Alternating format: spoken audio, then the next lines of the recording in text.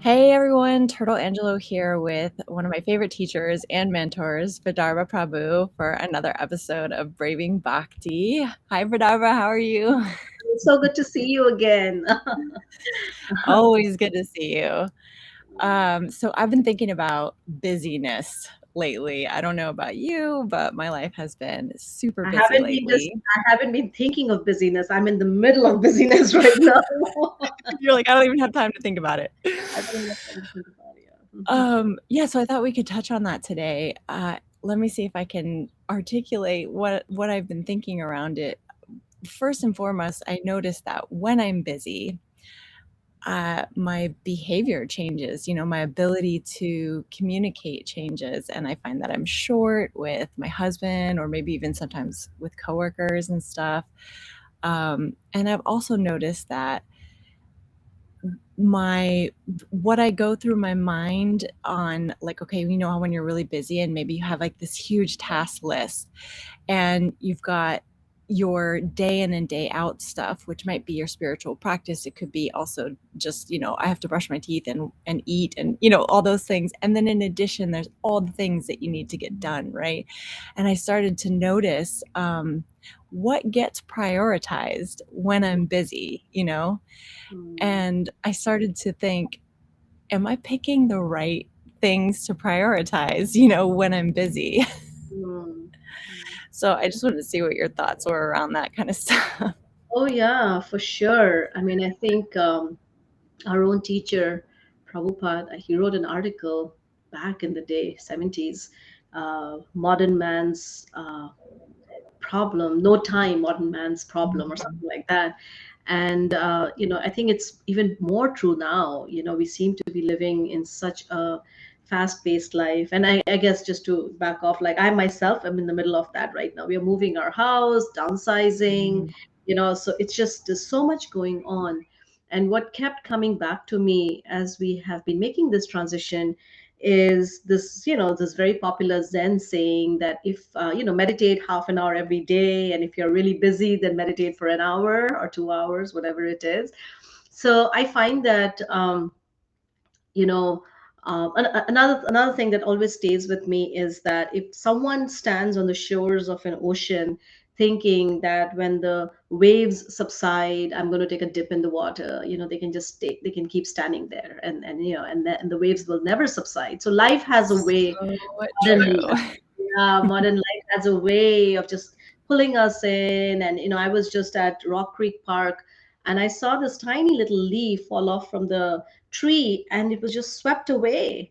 And I was thinking, yeah, that's just how my life is sometimes. If I'm not mindful of my spiritual practices, and if I don't take the time out to just sit with myself and with my spiritual practices go deeper, then the current of life can be so strong sometimes and can just take me away.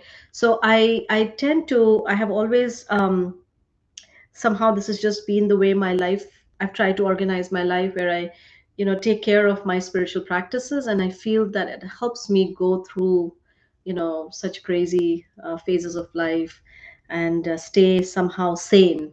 I don't think I would give myself a perfect score, but I have my own harried moments, especially when things just go completely, like, it's like everything is happening around you, but I still am able to pause for a moment, and I'm able to find my center point. Another wonderful teacher, Vaisheshika Prabhu, he once shared that finding your center point is like, it just means that you know where to come back to. You may not always be able to stay in that center point, but you can always Yeah. come back to that center point. And I guess those are some of the things that help me, knowing what my center point is, and then keep coming back to that center point again and again. And that allows me to go through busyness, and all the stuff that goes along with it, like you said, being short with people, or being impatient even with myself or with the situation.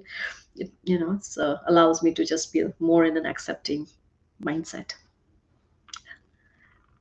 Yeah, for sure. I've definitely been just examining what I choose to prioritize in those times that I'm very busy. Used to, it was always work would come really high on that list, or deadlines, or, things that I had told other people that I, would do for them or with them, that kind of stuff.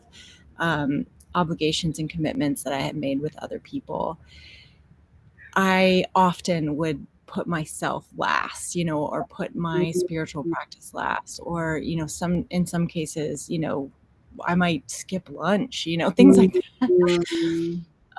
More recently, I've noticed that when I just put up a barrier and say, okay, I absolutely have to have time in the morning to, get ready and do my chanting and do my meditation, it somehow ends up creating space through the entire rest of the day. I don't know how. Yeah, Because I think I would actually feel like I had less time or less space, right? Because I took the time to do that. But yeah, it does. It creates this space that I feel, I don't know, like I'm more capable of tackling this giant to-do list that's in front of me. And I feel like my responses to people are also clearer, or when I say clearer, what I mean is that I'm calm enough to respond from a place of I guess true understanding as opposed to reacting, to something. yeah, yeah.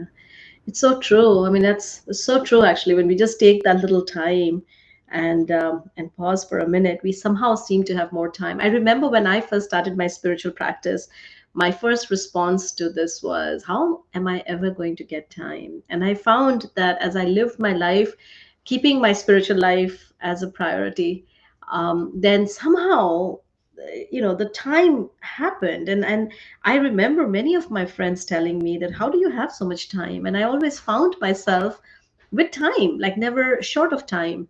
And so I think there is, like you're mentioning, there is something um, mysterious, something you cannot really explain how, but somehow when you carve out time for spiritual practices, somehow time expands, and you can just accommodate a lot more. And another thing that we heard from, again, our teacher, Vaisheshika Prabhu, he says that it's not a matter of time, it's a matter of taste.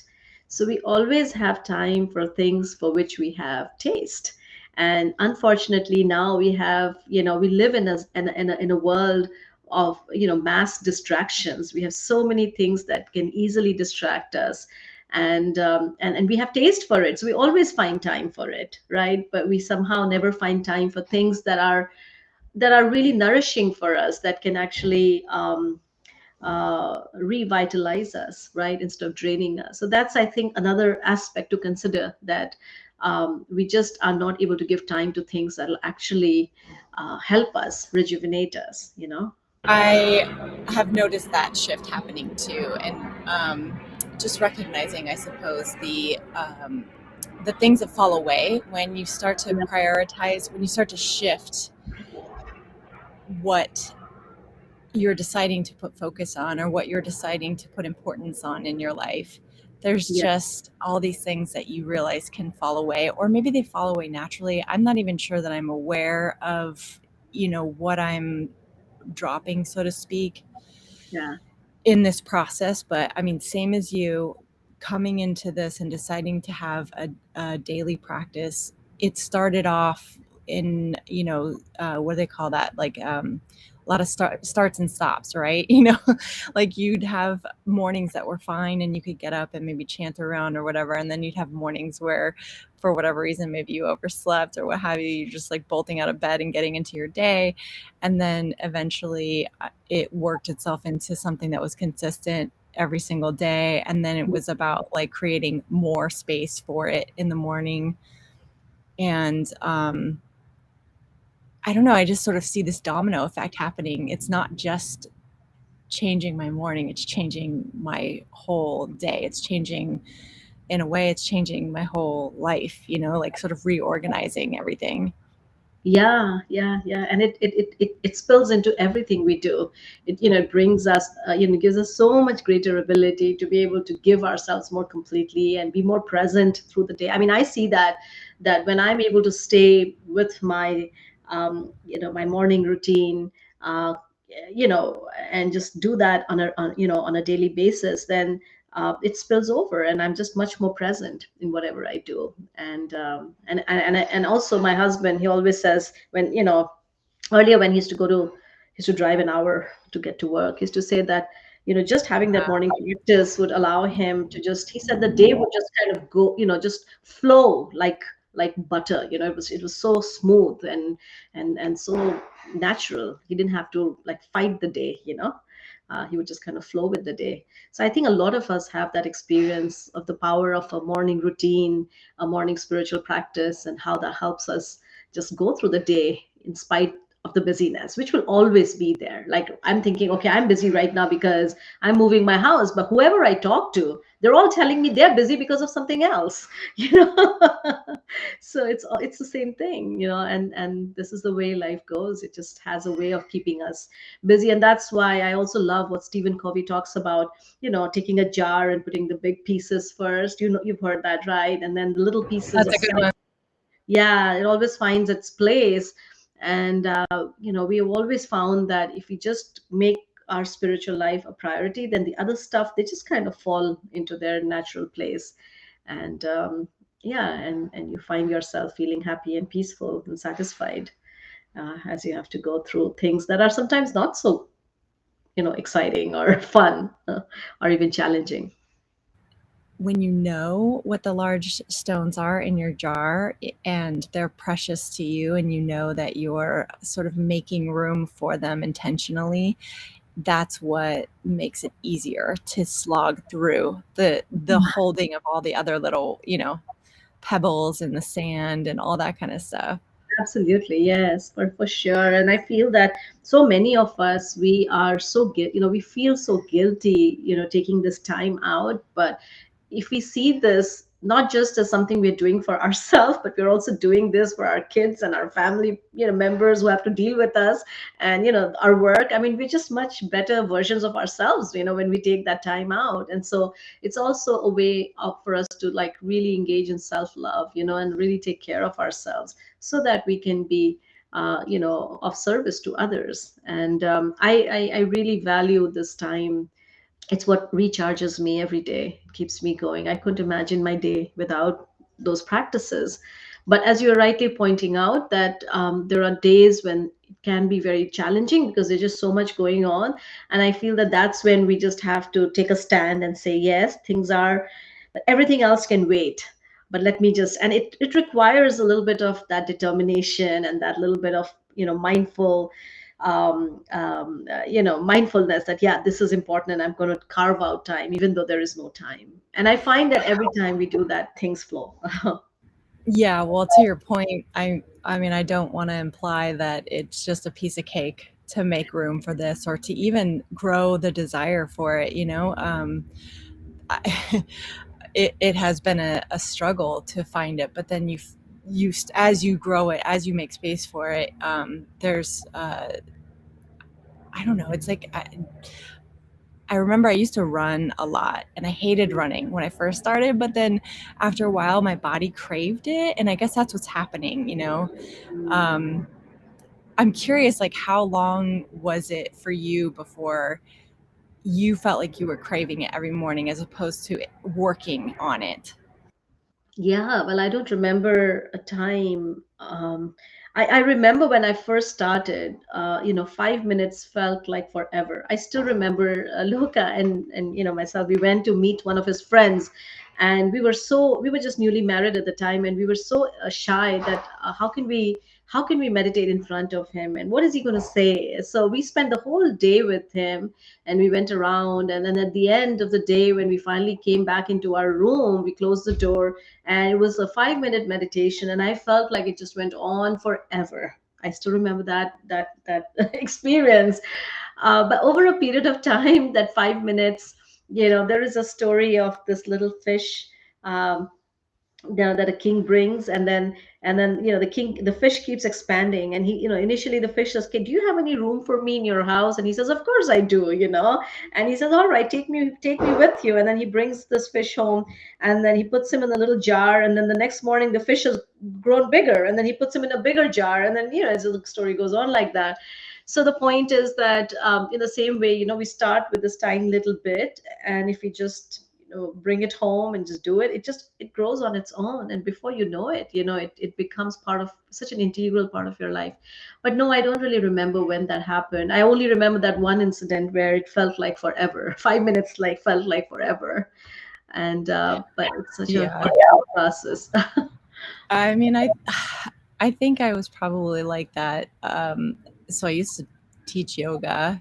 Mm, Oh, I still do sometimes, but I used to teach, pretty regularly, and it was very interesting to be the teacher in that scenario. And when you take everyone into Shavasana at the end of class, and you're going to give them really only like 5 or 10 minutes of rest to sort of absorb, what they just went through and to find some peace in the nervous system and everything. And it was really interesting to see who just couldn't handle that. They couldn't receive it. They couldn't, sit there with it. It was fascinating. yeah. Some people would just get up, some people would grab their phone, like all kinds of Mm. things. Yeah, yeah, yeah, yeah. It is. I mean, we don't realize it how extended 1 minute can be sometimes, or 5 minutes can be. But at the same time, when we there is so much of joy and satisfaction when we are able to just sit and focus. Like in our case, in our practice, we focus on the sound vibration of a mantra, and it's very powerful. Just being able to do that. And yeah, the more we do it, the more it becomes something that becomes a very integral part of us. Yeah. No, it's really lovely. I think there's something to that too. The addition of sound. I used to just sit in silence and try to Mm, meditate that way. I find that the chanting, I don't know, it's almost like a more fulfilling experience. yes, for sure. It is. I think I've tried the silent meditation myself, and it's hard to stay with it for a much longer time. But with chanting, Mhm. Prabhupada actually makes that point that if you chant, and there are people who chant for like hours and hours at end, Mm. and they experience, actually I think they did some kind of a scan of people's brains, of people who are like really like master chanters and master meditators, and they found that their brains are constantly in the state of calm, and they have certain Mhm. changes in their brains which are which depict a very deep level of compassion and happiness and satisfaction. So these are things, of course, experientially we know that, but these are also things now that are being studied. And there is, so I feel that it's very interesting. When I went to drop our son off to college, he went to UPenn, and I went to meet the director of student counseling, or some, I don't remember the exact office, but something of that kind. And I asked her, I said, so what advice would you give to a person or a student who's entering into college for the first time? And she looked at me and she said, the first thing that I would tell them to do is meditate every day, followed by slow Wow. diet. Yeah, I was so surprised, I was so surprised to hear that. So, I mean, I think a lot of people in the world. And then another time I was reading that, sooner, I hope sooner than later, we'll get to a point where doctors are going to recommend meditation as a daily Hmm.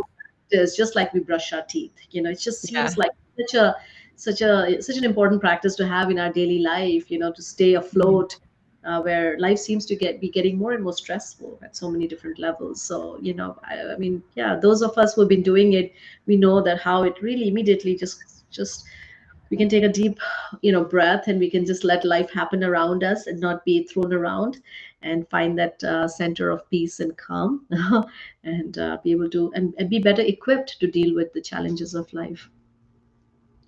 Yeah, that's amazing. I think that's such great advice for, I mean, probably even high school students. And I don't know if your son had a practice when he went off to college already, but He did. I mean, that was his daily thing for so many years, and I mean, it definitely helps you as you go through high school and I mean, any stage of life. I mean, I could imagine, having gone through motherhood, everything in every stage of life. It just keeps you, gives you a place that you can come back to. It's a place within the heart which no one else can take away from you. And when things are all around you are changing, that's one constant place of shelter and safety and love and protection. So it's so beautiful. So I would, both of us, I guess, would recommend this to everyone actually who would like to give it a try. Absolutely. All right. So if you're busy, our recipe for our medicine for you is to find a meditation practice. Yeah. All right. Well, I hope you guys found our talk useful or interesting, thought provoking. We definitely want to hear from you. So please share your thoughts or your feelings, your reflections, questions, whatever you've got down in the comments below. And don't forget to like and subscribe so that we can keep having these lovely conversations with you. And that's all we've got for today. So Hare Krishna, everyone. Hare Krishna, Vidarbha. Krishna Turtle, thank you so much. Thank you.